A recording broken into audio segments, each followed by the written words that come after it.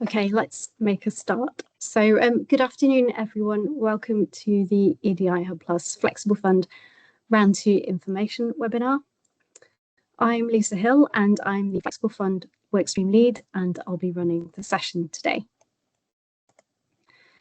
In terms of the agenda for this afternoon, we'll be starting with a short introduction to the EDI Hub Plus, followed by information about our Flexible Fund and specifically the Round 2 call, as well as some reflections from the panel on Round 1. That will leave plenty of time for questions, so please do post your questions in the Q&A function, and we'll try to get through as many as we can today. Questions won't be visible to the audience, only to the speaker and host, and any questions not addressed during the session will be answered in our FAQs document, which will be available on the website. So the EDI Hub Plus is funded by the Engineering Physical Sciences Research Council, and our mission is to drive systemic change to deliver an engineering, physical and mathematical sciences research and innovation system that is equitable and inclusive for everyone. We're a diverse team working across the UK with strong expertise in disability, neurodiversity, race and gender. Today, I'm joined by Lee, Christina and Joe working away in the background, and by Louise Jennings, one of our two joint project leads, who will be chairing the Q&A part of the session. We have 7 work streams that support 2 core aims: to share EDI good practice via our resource centre and our EDI indices, and to enable sustained transformation, identifying unmet needs, funding EDI projects through the Flexible Fund, and facilitating widespread adoption. When we developed our application for the Hub, I think it's fair to say that we were struck by the number of short-term, small-scale EDI projects, interventions and initiatives that were happening in relative isolation across the community. Taking the values of technology, which comes from the translation of research, and which many of you will no doubt be familiar with, our goal, as represented in this diagram, is to bridge key gaps in the process, particularly to identify the most successful EDI projects, interventions and initiatives, and to scale them up towards widespread adoption. And broadly speaking, this is what our Flexible Fund aims to do: to pilot a small number of interventions, to evaluate the success of interventions that have already been piloted, and to take the most promising interventions to scale them up towards widespread adoption across multiple settings. So we have approximately £1 million to award over 3 rounds. We're following EPSRC eligibility and funding rules, and awards will be made at 80% costs, excluding estates and indirects. And there is a strong emphasis on lived experience, co-design and evaluation, and you'll see this reflected in the call. Simply put, the Flexible Fund aims to support the implementation, evaluation and scale-up of EDI interventions and initiatives in the engineering, physical and mathematical sciences research and innovation system across 3 themes: career pathways, research funding and processes, and organisational culture. And Flexible Fund projects must address one or more of these themes. So we welcome proposals that focus on one or multiple aspects of career pathways. That might be growing diverse leadership in research and innovation, attracting and retaining diverse doctoral students, and removing barriers to doctoral study for underrepresented groups, making the transition to an academic career attractive and open to everyone, providing support at key career transitions to address the so-called leaky pipeline, making broader research and innovation roles more attractive and empowering, and supporting cross-sectoral transitions. So that might be into or out of academia and industry. But this list is by no means exhaustive or definitive. Our second theme is research funding and processes, and we welcome proposals that focus on one or multiple aspects of the funding process. So some examples might be inclusive pre-submission selection practices and demand management in academic institutions, reducing the burden for specific groups such as disabled people or those with caring responsibilities, Inclusive practice within EPSRC investments, for example, EPSRC grants operating their own flexible fund or impact acceleration accounts, and trialling, evaluating alternative approaches to calls for proposals, application processes, and the assessment of applications, including alternative approaches to peer review. Our third theme is organisational culture, and we welcome proposals that focus on one or multiple aspects of organisational culture and space. That might be making our physical and virtual workspaces inclusive and accessible, challenging harassment and microaggression, adopting equitable work-life balance approaches, so supporting family-friendly or care-friendly policies and practices, and ensuring everyone's participation in the research and innovation system is fully recognised. Again, these are illustrative examples. They are by no means exhaustive or definitive. A quick word on what is not in scope. Please note that our focus is on research and innovation. As such, we're unable to accept flexible fund applications that focus on undergraduate education or teaching and learning, as well as widening participation at undergraduate level and public engagement. The Flexible Fund supports 3 different types of project: pilot projects, evaluation projects, and scale-up projects, and we'll look at each of those in more detail. So pilot projects aim to support the initial implementation of EDI initiatives and interventions. They should address a specific unmet EDI challenge or need facing the engineering, physical, and mathematical sciences community. Importantly, for round 2, a change from round 1, pilot projects must address one of our 2 highlight areas. Those are actions to identify and address the impact of socioeconomic disadvantage on doctoral education and wider career paths, and precarity in engineering, physical, and mathematical sciences research and innovation careers, including professional services staff in fixed-term roles. As part of the application for a pilot project, you'll need to provide an evaluation plan, setting out how you're going to collect and curate evidence to evaluate success. Funding available is up to £50,000 at 80% direct costs per project for a duration of up to 12 months. And we expect to fund a maximum of 2 pilot projects per round. The second type of project available is evaluation projects, which aim to evaluate existing EDI interventions and initiatives that have not yet been thoroughly evaluated. Funding can be used to develop evaluation frameworks, collect data, and/or analyse existing data. So that might be through participatory design and co-creation to develop evaluation frameworks, the implementation of established tools and techniques, or the engagement with independent evaluation experts. As part of the application, you'll need to provide a logic model setting out the project's activities and its intended effects.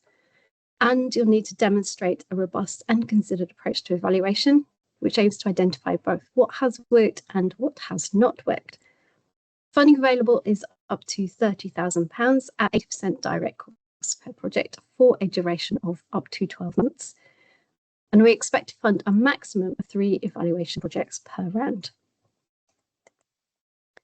Finally, we have scale-up projects, which aim to scale up existing EDI interventions and initiatives that have proved effective in one or more settings. That might be within a discipline, an institution, a doctoral training award, or a research project, for example. The first step in this process will be to scale up your activities across multiple settings.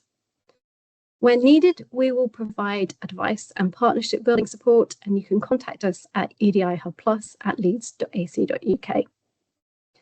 Scale-up projects will need to address one or more specific EDI challenges or needs facing the engineering, physical, and mathematical sciences community.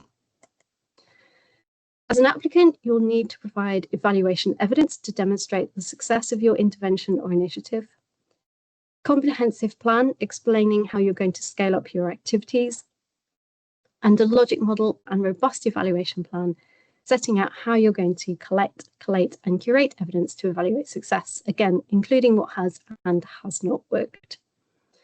Funding available is up to £80,000 at 80% direct cost per project for a duration of up to 12 months. And we expect to fund a maximum of 3 scale-up projects per round. We also have a separate access fund, which can be used to support reasonable adjustments or accessibility support. And further information on how to apply will be made available to successful projects when they are awarded. In terms of who can apply, we're following EPSRC's standard organisational eligibility rules, which means that to lead a project, you must be based in a UK research organisation.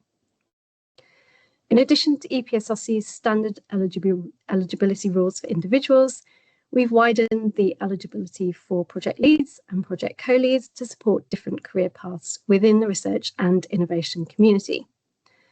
So to be a project lead or project co-lead, you must have the skills, knowledge and experience required. This means that you do not need to be an academic employee or have a specific qualification such as a PhD. So we welcome people in professional enabling roles such as grant managers and research technical specialists as project leads and project co-leads. We've also adopted a flexible leadership model that allows for up to 2 project leads, basically meaning that the project can be led as a job share. To give you an overall sense of the timeline, we made our pre-announcement on 2nd of February. Our call is officially live today with application forms now available to download from the website. Please note that application forms for round 2 are slightly different to those in round 1, so please do ensure that you download a new form from our website. The closing date is the 24th of June, and we expect to announce awards in the autumn, with all round 1 projects starting by the 1st of April 2027. We have 5 core assessment criteria: the degree to which proposals will create impact, for example, by improving working lives for people across the research and innovation ecosystem; the degree to which proposals engage with or are led by those with lived experience of marginalisation in the engineering, physical and mathematical sciences research and innovation space. And for anyone less familiar with the term, lived experience refers to the unique knowledge and individual gains through direct, first-hand experience of living their life. Lived experience refers to as a person's understanding of what life is like for them as a unique individual, how they're treated by others, and their experience in navigating the systems and processes embedded in society around them. In an EDI context, this includes those who are underrepresented, so have insufficient or inadequate representation; underserved, so disadvantaged because they are inadequately provided for; or minoritised, so treated as distinct from or less important than the dominant population. Our third criterion is the degree to which proposals adopt a co-design approach, including how key stakeholders or research end users will be engaged in the project.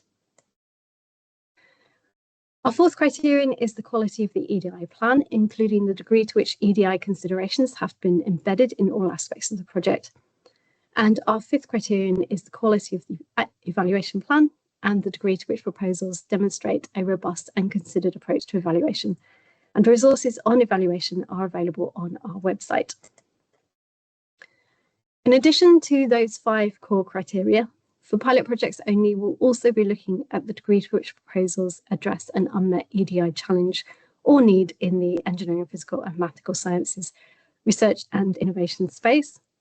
And for scale-up projects only, we'll also be looking at the degree to which proposals can demonstrate that the EDI intervention or initiative they plan to scale up has proven effective in one or more settings. Evidence must be provided. And the degree to which proposals set out a comprehensive plan that explains how they will scale up their activities. To apply, you'll need to submit a completed application form via email by 4 p.m. on Wednesday, the 24th of June, to edihubplus@leeds.ac.uk with the subject line Flexible Fund Application Submission. Importantly, we are using different forms for each different type of project: pilot, scale-up and evaluation. So please ensure that you use the correct form for the type of project you intend to apply for. Please also note, as I said earlier, that application forms for round 2 are slightly different from those in round 1. So do make sure you download a new form from our website. In the application forms, you'll be asked to provide some summary information about your project, some information about your team and specifically why they are best equipped to deliver the project, a case for support, including details of co-design and how the project engages with or is led by those with lived experience of marginalisation in the engineering, physical and mathematical sciences research and innovation space, a work plan, an evaluation plan, an EDI plan, research ethical considerations, noting that you will need to have ethical approval in place before beginning any data collection, a data management plan, a full breakdown of resources, justification of resources, and letters of support, which should confirm organisational approval to apply and detail access or other forms of financial or in-kind support that will be made available to applicants if successful. Please note that letters of support will not be part of the assessment process. More information on these requirements can be found embedded in the application forms, so please do take a look at those as soon as you can. After you've submitted your application, you'll also be asked to complete a short EDI monitoring survey. This will be submitted separately and anonymously, and of course it will not be used to evaluate proposals, but will instead be used to monitor, evaluate and ensure accountability for the inclusive nature of the call and the EDI Hub Plus. In terms of costs, you can apply for directly allocated staff costs, so investigator time, directly incurred staff costs, so postdoc time. You can apply for directly incurred travel, accommodation and subsistence, consumables, including equipment under £10,000, and other costs such as consultancy fees. Please note that estates and indirect costs are not eligible and must not be charged as a grant. Please also note that costs for or associated with doctoral research must not be charged to the grant. Just to clarify, this means that flexible fund awards must not be used to fund doctoral training. We welcome flexible fund applications that focus on EDI in doctoral training, and doctoral students may be employed, for example, as researchers on flexible fund grants, provided that this is compatible with their training and aligns with institutional policy and, where applicable, the terms and conditions of any doctoral training award or training grant. As before, we'll be following a fairly standard Research Council review process. So the team will first check all applications to ensure that they meet the eligibility criteria. Eligible applications will then be assessed by 2 reviewers from our peer review college. Reviewers will score each application based on the criteria described earlier in the presentation. Then, following the initial review, there will be a panel meeting where applications will be discussed and collectively ranked in order of funding priority. Note that while the review process will remain the same as round 1, we expect to use an alternative method, such as preferential voting, to rank the proposals during the panel meeting. Panel observers will help to ensure that the process is fair and consistent, and all applicants will receive feedback from the reviewers. In terms of resubmissions, we've had a few people asking if they can resubmit their application from round 1 to round 2. The short answer to that question is yes. We're not actively encouraging resubmissions, but applications can be resubmitted provided they fit with the scope of the round 2 call and respond to reviewer feedback from round 1. Please bear in mind that in round 2, we will only be accepting pilot project applications that address one of those 2 highlight areas. Just as a reminder, they are actions to identify and address the impact of socioeconomic disadvantage on doctoral education and wider career paths, and precarity in engineering, physical and mathematical sciences, research and innovation careers. Before we move on to the Q&A part of the session, I thought it would be helpful to pass on the panel's advice to round 2 applicants based on their observations on round 1 applications. So their advice is to focus on EDI rather than other aspects of research culture. I think we had a few applications in the first round that were more generic research culture and didn't specifically address an EDI challenge. To ensure the focus of proposals is specific to EDI in engineering, physical and mathematical sciences, again, we had a few proposals that were looking at EDI across the higher education system more generally, and we are looking for applications that address challenges that are specific to engineering, physical and mathematical sciences. To be specific about project activities and to justify costs. To include references to provide evidence. To ensure plans and methods for data gathering and analysis are rigorous. And finally, to remember that the focus of the hub is on evaluation and scale up rather than piloting new ideas. And I think that last one reflects the number of applications we received for pilot projects, which was very high. It was around 60% of the applications were pilot projects. I know you'll also be interested to know how many applications we received in round 1 and what the success rates were. So we received 49 applications in the first round, 2 of which were ineligible because they weren't in scope. And again, that's a good opportunity for me to remind you that the funding focus is on research and innovation. And as I said earlier, as such, undergraduate education and public engagement are not within scope. The vast majority of the applications we received, as I said, were for pilot projects, hence the very low success rate for pilot projects and our desire in this round to limit applications to the 2 highlight areas only. As you'll see, success rates for evaluation and scale-up projects were far higher. Finally, a quick reminder of the projects we funded in round 1. So we funded 1 pilot project on navigating reasonable adjustments, empowering neurodivergent postgraduate researchers through transparency and co-design, which is led by the University of Nottingham. We funded 1 evaluation project, the Well-Chaired Meeting, which is led by the University of Southampton and seeks to evaluate the impact of training chairs and participants in inclusive meeting practices on the experiences of women, minority groups, early career researchers and neurodiverse colleagues.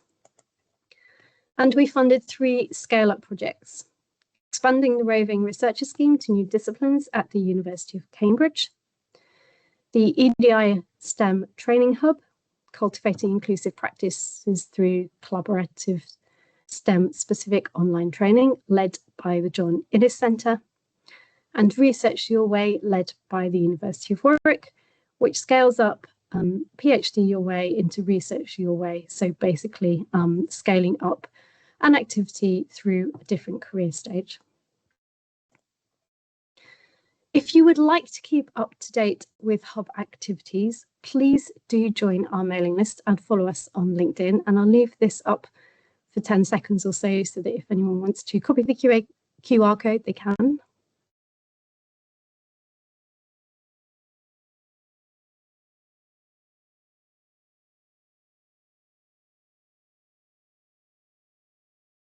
And finally, I wanted to take this opportunity to highlight our forthcoming conference. Again, you can use the QR code to find out more and to register to attend either in person or online. And if you'd like to hear more about the projects founded in round 1, all of them will be presenting at the conference. So again, I'll leave that up for a few seconds should anyone want to copy the QR code.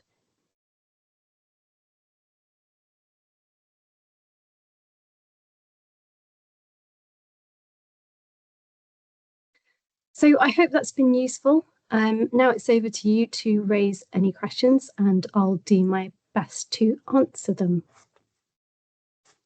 Louise. Thank you very much, Lisa, for that very clear and comprehensive presentation on the details of our EDI Plus Flexible Fund round 2 and how to apply. So yeah, hi everyone, as Lisa mentioned, I'm Professor Louise Jennings and I'm joint lead of the EDI Hub Plus, and I'm chairing this part of the webinar, which is the question and answer session. So if you haven't done so already, please do pop a question in the Q&A, use the Q&A function to do that. Just a reminder, the questions won't be visible to you in the audience, just to us as webinar hosts. And any questions that if there are any questions we don't get around to addressing in the webinar, we will circulate answers afterwards. So we do have some questions that have already come in. So I'll kick off straight away, Lisa. There's some questions in terms of who can apply. You mentioned that applicants need to be based at a UK higher education institution. Is that correct? Would you be allowed to apply if you are a UKRI eligible organisation? So it needs to be an EPSRC eligible organisation. I think the UKRI eligibility also includes Innovate UK eligibility, which doesn't necessarily apply to Research Council eligibility. So if you're based within a approved research organisation or charity that's approved by UKRI, I think you can apply. If you're based within a company or in industry, you wouldn't be eligible to apply. I hope that clarifies the situation. Thank you. And another kind of question about who can apply. How many co-investigators in addition to the principal investigator are allowed? So I think in the forms, we've got room for another 5 or so. Really, there isn't a limit, but I would ask you to bear in mind that the amount of money available is quite small. So if you're intending to pay a proportion of people's salaries through the scheme, that will probably end up being the limiting factor. But as I say, I think there is currently scope in the form for around 5 co-leads along with the 2 project leads. And if people want to add more, they can add more information into the team section of the form. Thank you. And you mentioned lived experience in the assessment criteria. Can that include a group which is composed of people from engineering, physical, mathematical sciences and other areas, or does it just need to be specifically, you know, those engineering, physical, mathematical sciences areas only? So in terms of kind of co-design and engagement with lived experience, we are looking for that engagement to be with people based in engineering, physical and mathematical sciences, because ideally we want to, you know, encourage co-design with the community that should be benefiting from the interventions or initiatives that will be either piloted, evaluated or scaled up. So yes, it should be based in the EPMS community. Thank you for that clarification, Lisa. Another question about, just to clarify one of the points, is should the proposal focus specifically on EDI for researchers and research culture rather than addressing other aspects? I'm not quite sure what other aspects means, but I mean, obviously we have our 3 themes, which are focused around career pathways, research funding and processes, and organisational culture in space. We've given some examples in the presentation, and there are some examples on our website of the sorts of things that could be included within those themes.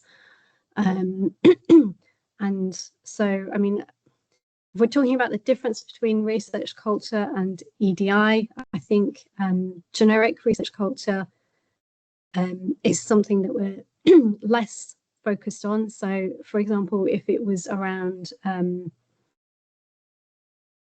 career pathways within a research culture perspective, I think we'd want some EDI aspects included in that. So if we were, for example, looking at precarity in research and innovation careers, we want to be thinking about the EDI aspects of precarity in research and innovation careers, not just about precarity itself, if that makes sense. Yeah, so the messages needs to have that EDI focus. Yeah, absolutely. And someone has a question about the review process and assessment process. And so saying the British Academy has adopted random allocation of funding to proposals that achieve a threshold of quality that demonstrates they're fundable for some of their funding programs. So have we considered an approach such as this? Yes, we have considered that. I was involved in peripherally in the NERC trial of randomization. I think there's evidence and pros and cons for using randomization. We have looked at it. I think, and the research councils are constantly looking at different ways to allocate funding and different review assessment processes. We don't plan to adopt randomization within the hub. I know it's worked very well with the British Academy. I think the British Academy had certain issues that it needed to overcome, and it's really helped them with that. From our perspective, randomization isn't something that we want to try within the hub. But we are trialing different techniques, and within the panel meeting, the idea of using voting preferences will be part of that. Thank you. Will applicants be able to get feedback on the application before submission? Unfortunately, we are a really small team who are, Louise is smiling, who are quite limited in the time commitment we have for this project. And while we'd love to be able to offer everyone the opportunity to comment on their applications before submitting, unfortunately, we really don't have the resources to be able to do that. Everyone will get feedback after their application. If you have a specific question, please do get in touch with us and we will try to answer it. But unfortunately, we're not in a position to be able to resource providing feedback on people's applications prior to submission. Thanks, Lisa. The guidance states that an evaluation plan should be included as part of the pilot projects, but also evaluation projects are separate types of projects. So does this mean an evaluation plan needs to be submitted for a later stage implementation, or it needs to be implemented or carried out as part of the pilot project? So if you're applying for a pilot project, you need to have an evaluation plan in place so that you can evaluate the success of that piloting that initiative or intervention as that progresses, so that you can understand whether it's successful or not. The idea of having an evaluation within the pilot projects is that then if you find that your project was really successful, you could go straight on to a scale-up project. The evaluation projects are specifically to evaluate things that have already taken place. So it would be specifically to identify interventions that have already been piloted. Yeah, so for those evaluation projects, is there a list of projects or initiatives to evaluate, or does it need to be a project that you've been involved with before that's going to be evaluated? Yeah, it should ideally be a project that you've been involved with or that you're aware of. I mean, really, we want to be in a situation where the people who have put those pilot projects in place, done that, initial work, are really closely involved in the evaluation, and obviously are working in partnership with people who might be evaluating it or putting evaluation in place themselves, and are giving full permission for that evaluation to take place. So really, it should be led by the people who put project in place, not by the evaluation of it, if that makes sense. Mm-hmm. Yeah, it does. Thank you. And can you give us some examples of scale-up projects and scale-up activities? So what does a good scale-up project look like? Okay, so I think there's two key ingredients to a successful evaluation project when it comes to applying for funding. That is a really good case for the success of the existing initiative and a really credible plan for how it's going to be scaled up, basically. And then in terms of examples, obviously there were 3 great examples from round 1 that we funded. The first one scales up from disciplines within a single institution to new disciplines. The second one scales up training that was applied in one area of science that is now being applied in a new area of science across multiple disciplines and institutions. And the last one scales up activity across the career pipeline. So it starts with PhD Your Way, that's the one funded at the University of Warwick, and is now being scaled up to a later stage in the career pipeline, Research Your Way. So there's 3 different types of examples there, but we could be, looking, for example, at projects that scale across different centres for doctoral training, or across different research projects funded by EPSRC, as well as institutions and different stages of the career pipeline, for example. That's great. Thank you, Lisa. I've got a couple of questions about financial processes. Okay. The first one is, could you confirm that funding is offered at 80% direct costs, not 80% FEC, please? Yes, that is correct. 80% direct costs, not 80% FEC. Unfortunately, we just don't have the funding to include estates and indirect costs, and we very much see these projects as a collaboration with the universities involved. Yeah, so it is basically 80% of direct costs, not FEC. Yeah, and that information is clearly on our website, isn't it? Yeah, it is. Yeah. Yeah. And can the proposal propose that the activity would be joint funded? So say universities running an EPSRC impact accelerator account, say under career pathways, support for sector transition roles, or from University Research England culture change grant, for example, on peer review process under the research funding stream. Could there be potential for a joint funding? Yeah, definitely. If that funding is already in place and you want to build on that through some additional work that would be funded through the hub, yes, absolutely, that would be fantastic. The only caveat to all of this is obviously, we can't double fund things. So if you have funding in place, we can't fund work that you already intend to do. It would need to be, in addition to that work that you plan to do. Thank you. And are there low success rates for pilot projects due to the quality of the submitted proposals or due to the call's overall budget?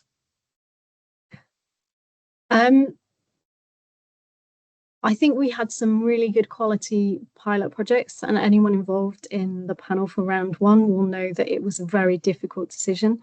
I think we overall, I think we had 60% of the applications to the Flexible Fund were pilot projects, and we just do not have a very large budget to allocate.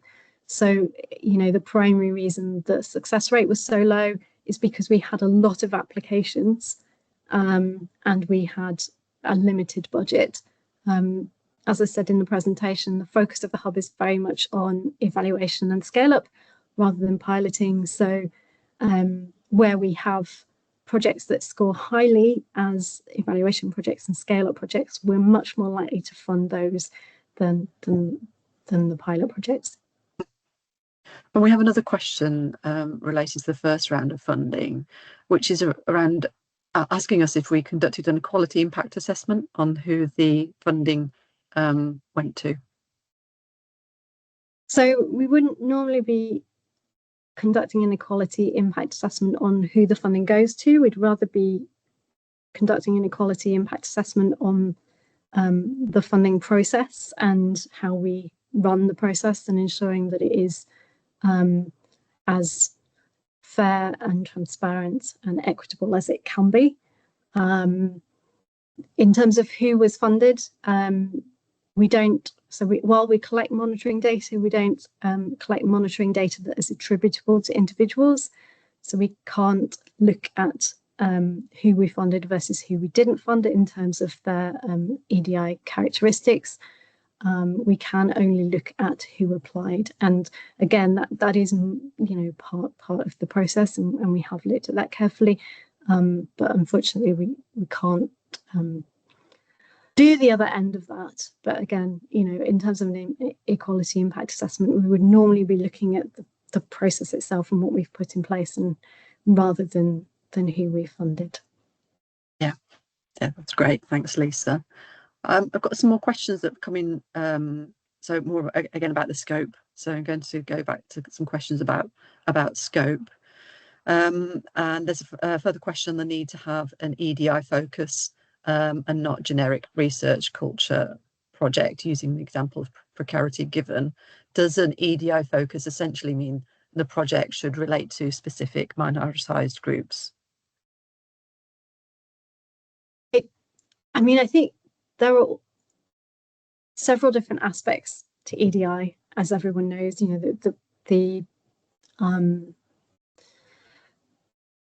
could be, you know, that your project could look at intersectionality. It could look at several different EDI characteristics, or it could look at a single group of individuals with a very specific EDI characteristic. But as I said, I think, you know, it needs to have an EDI focus that is specific to engineering, physical, mathematical sciences within it.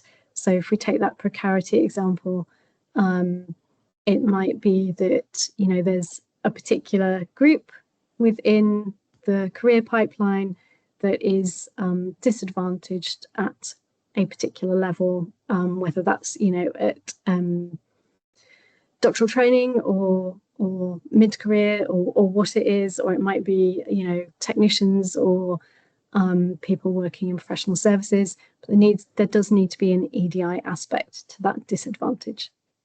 Thanks.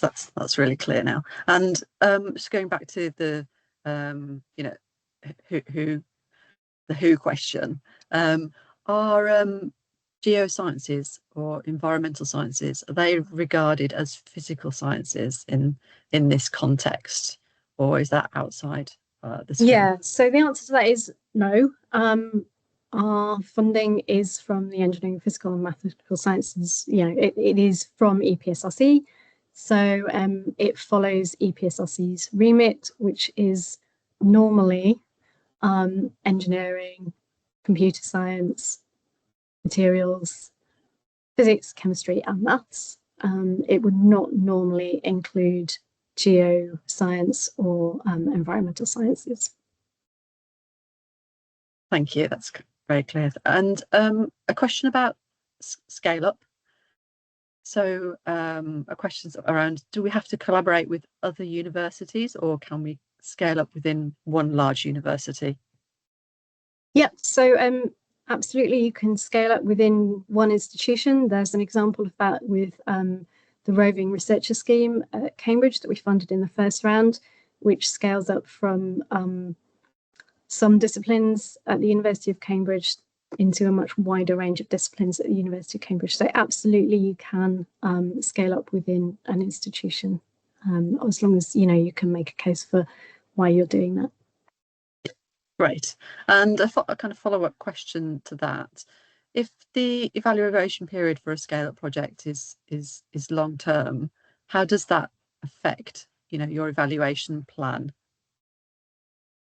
So I think the best advice I can give to that is to focus your evaluation plan on how you plan to collect data and evidence within the 12 months of your project.